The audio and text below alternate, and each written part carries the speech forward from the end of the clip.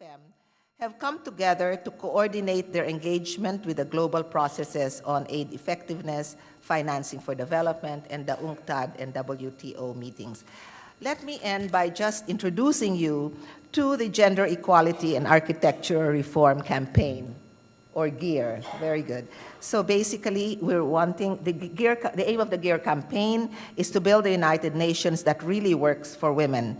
The context here is, despite everything that's happened so far, countries, bilateral, multilateral agencies fail to prioritize women's rights. Basically, we feel that it's because the mechanism of the United Nations for gender and for women are really not very effective. They are small and under-resourced. And we have seen that these agencies, these existing agencies, when you think about what their budget is compared to huge agencies like UNICEF, it is really quite pathetic. So we do need much more support for women. So the push here is essentially, next slide, yes. It came from the Secretary General, but also from civil society. And the GEAR campaign is essentially, next slide, an initiative of various civil society groups for a stronger UN entity for women to greatly advance gender equality and the empowerment of women. So the GEAR principles or recommendations are that this entity that we would like created would have a strong normative and operational function, would have expanded and stronger operational activities at the national level, be led by a very high-ranking person, an Undersecretary General, be ambitiously funded, at least 500 million, and would have accountability at national, international, and in international levels with meaningful involvement of civil society. So I end with the last slide, that the discussions are going on at the General Assembly. They have progressed. They are already looking at models and looking at specific recommendations for possible models for this entity. The decision is expected to be made at the 63rd session of the General Assembly, which has just started. We truly believe that GEAR will lead the United Nations to more effectively work for all women. So as we say in the GEAR campaign, let's gear up. Thank you.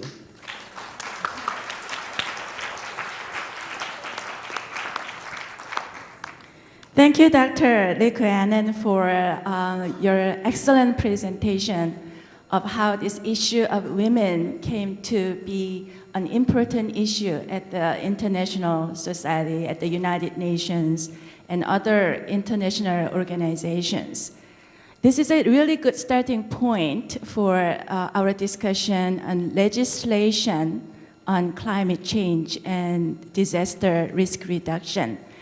If I could contribute as a moderator, actually I wrote my PhD dissertation on International Women's Year, and I could see that in 1975 in Mexico City, when International Women's Year conference was held, it actually began with the efforts of some NGOs at the United Nations, some women, International Federation of Business and Professional Women, and other NGOs got together, and they presented the idea of the International Women's Year.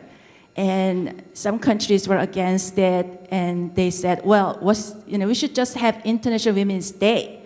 And then some people were saying, what's the difference between that and Mother's Day? So it was really strange at that time in 1972, because nobody thought women had to be an international issue to be dealt with at the United Nations. But because of these women, concerned women and their NGOs, we had International Women's Year in 1975, and then Copenhagen, and Nairobi, and Beijing, and that had a tremendous impact on the lives of many women all around the globe. And one of the countries that benefited the most from this international effort on women's status, promoting women's status, was Korea, because In 1970s, Korea had only 5 women in the parliament. Politics was a male-dominant field, and we only had 5, like 1.6%. But because of all these efforts of the United Nations, we now have a quota system, and we have 40 women in the National Assembly, which is still not enough, but it is all thanks to these international efforts of women leaders.